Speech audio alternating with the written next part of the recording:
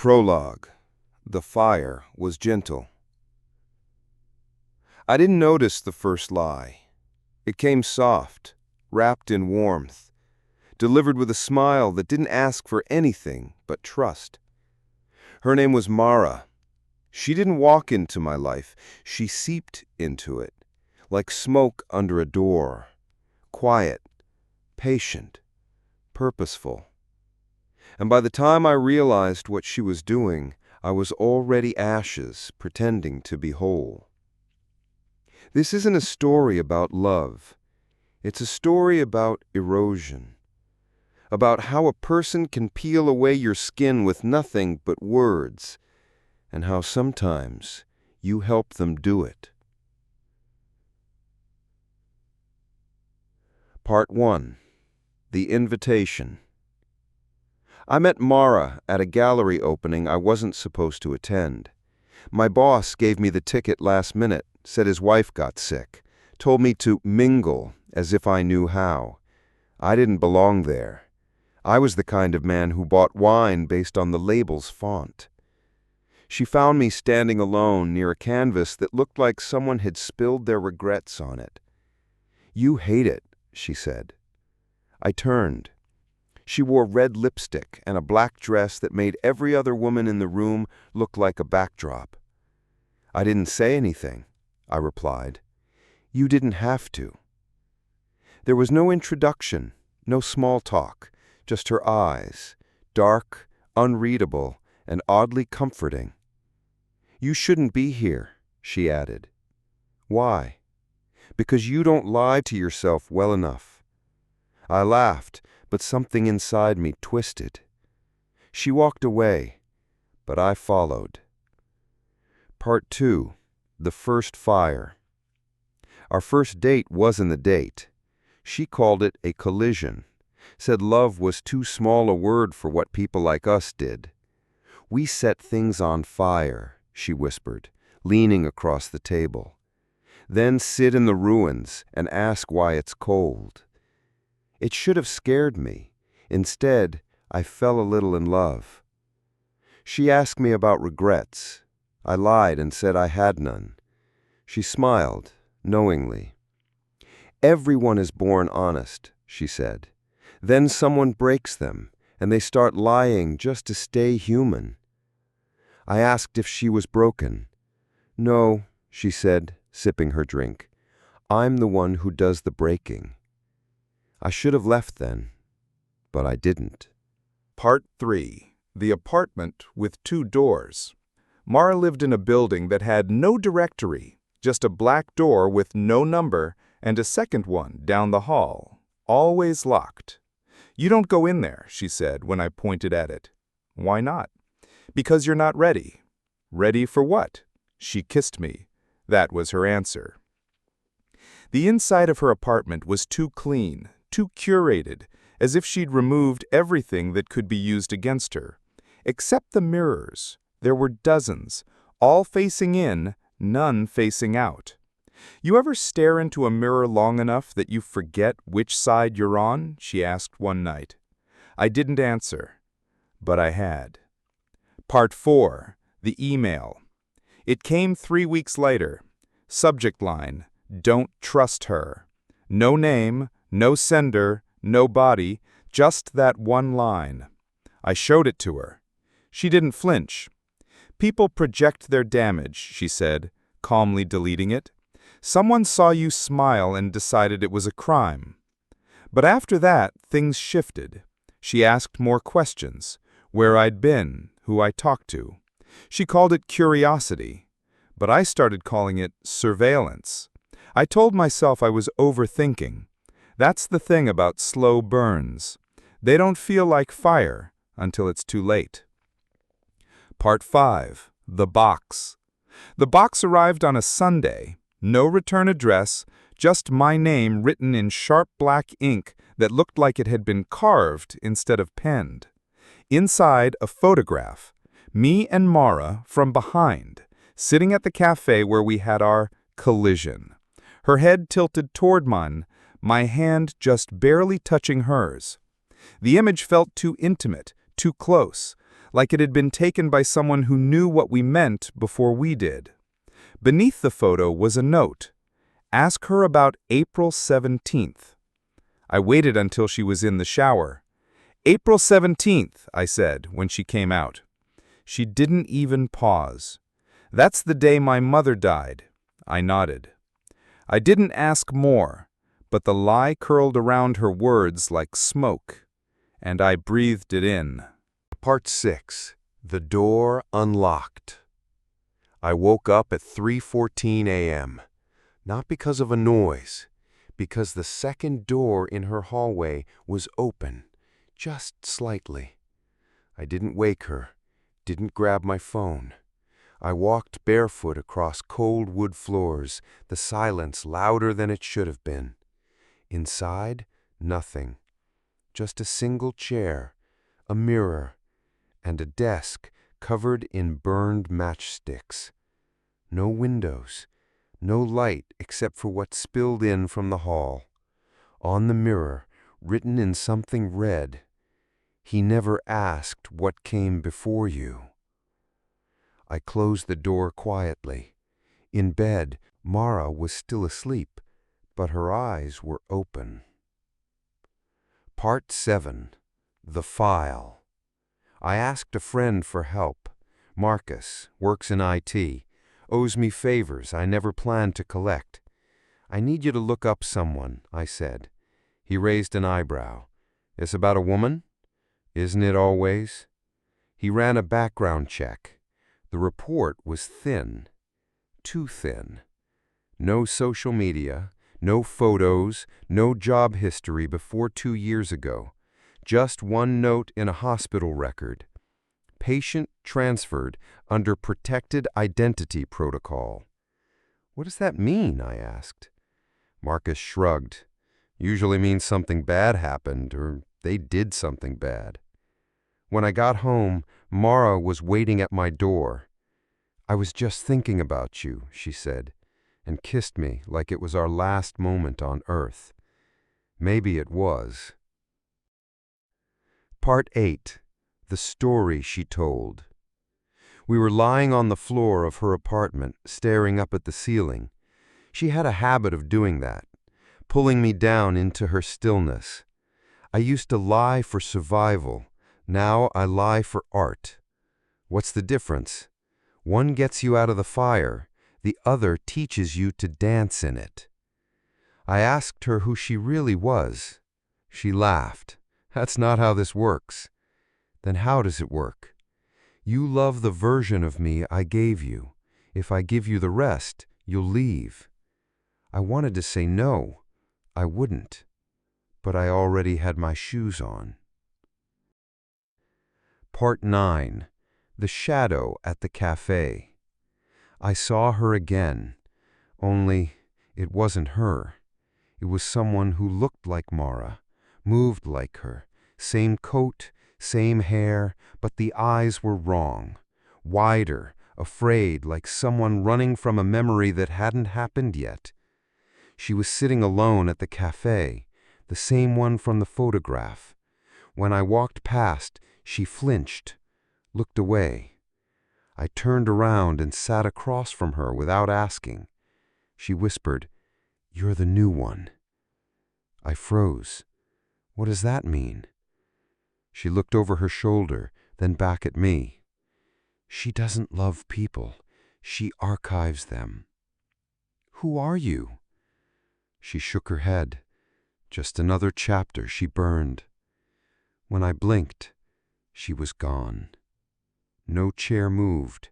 No door opened. Gone. Part 10. The Burn List. That night, I opened the locked drawer in her desk. I'd watched the way she used the key.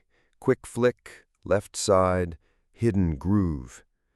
Inside, folders, names, dates, photos, some of them blurry, most of them intimate. People at tables, in hallways, sleeping. Each file ended with the same word stamped in red: extinguished. Mine was the last one. My name, my photo, a note in her handwriting: Let him believe, longer this time. I closed the drawer slowly. She was standing behind me. You shouldn't have seen that, she said. Her voice wasn't angry. It was disappointed. Part 11. The Confrontation. I didn't sleep that night. Didn't pretend to.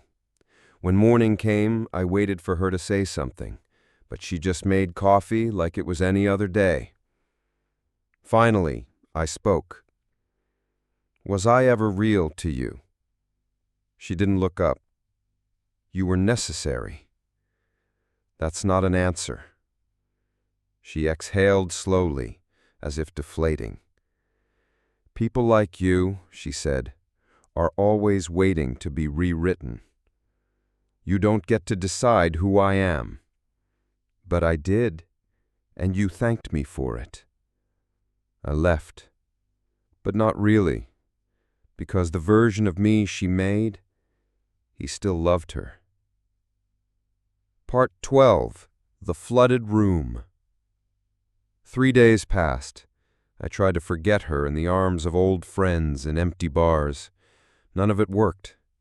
On the 4th night, I returned to her building. The door was open.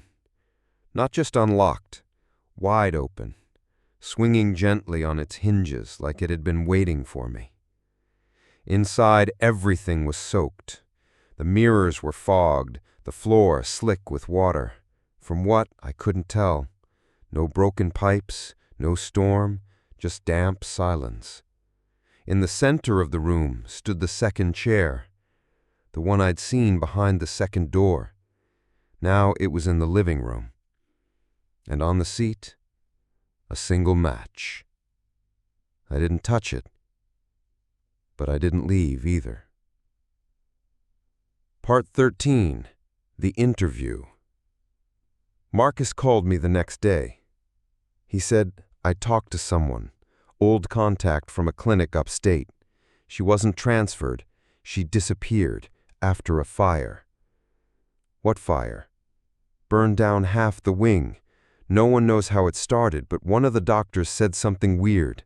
What? She had a nickname among staff. They called her the Historian. I felt cold. Why? Because she kept notes on everyone, detailed, private, things she shouldn't have known. And what happened to her? She walked out the day before the fire. No one's seen her since. Until me. Part 14. The Fire She Promised. When I returned, the second door was gone. Just wall, as if it had never been there. In its place, taped crudely to the plaster, was a piece of paper. Truth isn't something you find, it's something you survive. And below it, another line in smaller writing. Come alone. No signature.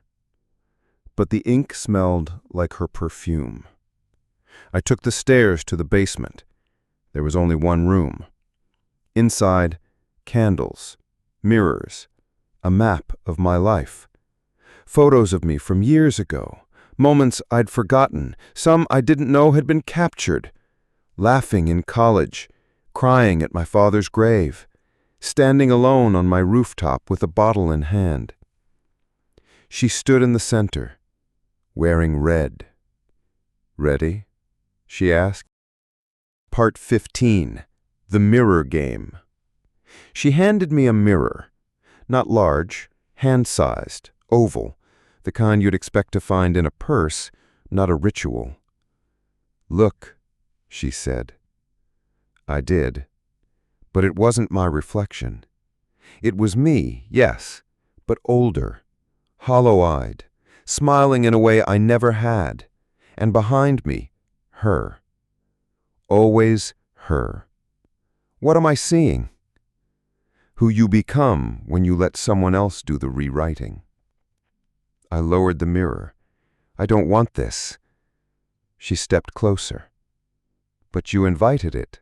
Every time you let me speak instead of asking. Every silence you filled with faith. I believed in you. No, she said softly. You believed in who I let you think I was. The mirror in my hand shattered, but I didn't drop it. Part 16. The Burn Ledger. There was a book in the corner.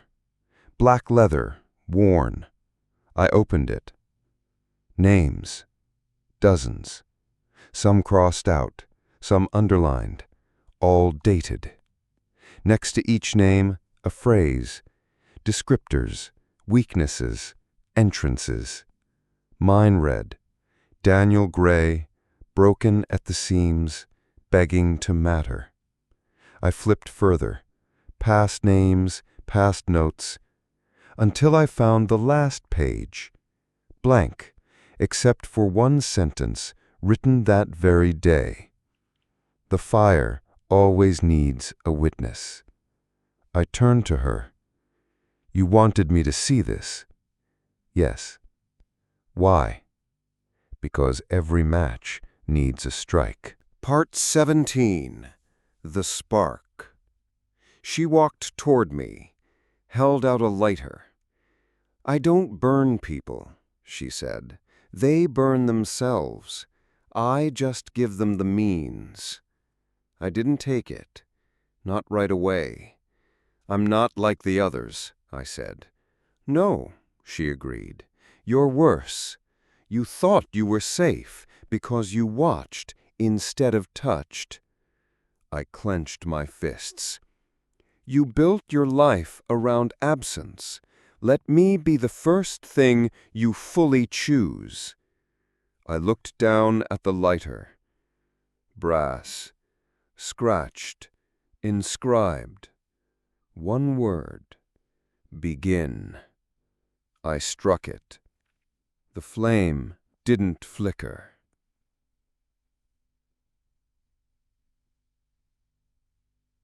Part 18. The Collapse. The room didn't catch fire. I expected smoke, heat, destruction. Instead, the light pulsed. Every candle flared brighter. The mirrors rippled as if disturbed by sound too deep to hear. Then they began to melt, not into glass, but into versions of me, younger, older, angrier, defeated, hopeful. Each stepped out one by one until the room was crowded with my failures and almosts. Mara stood in the center, untouched.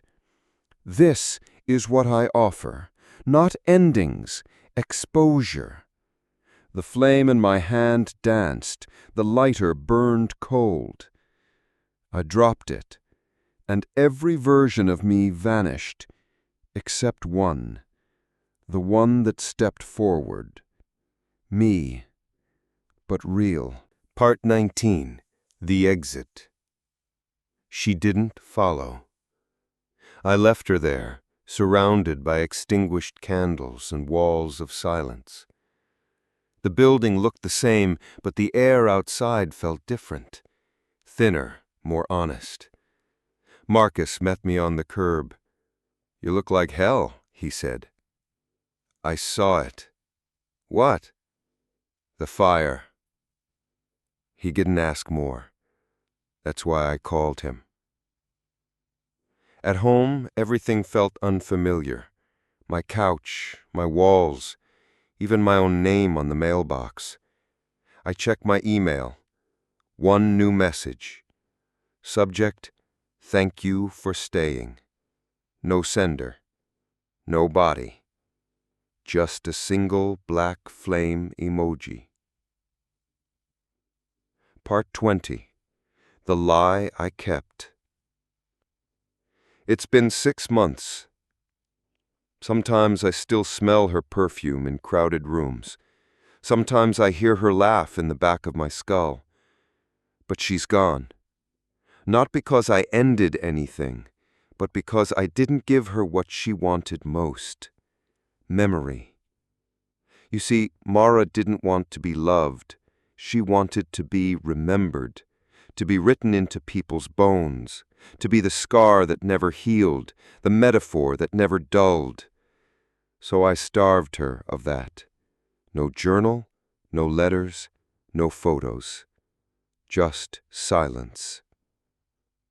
Until now. Because you asked me who she was, and I told you. And in doing so, I kept the last lie.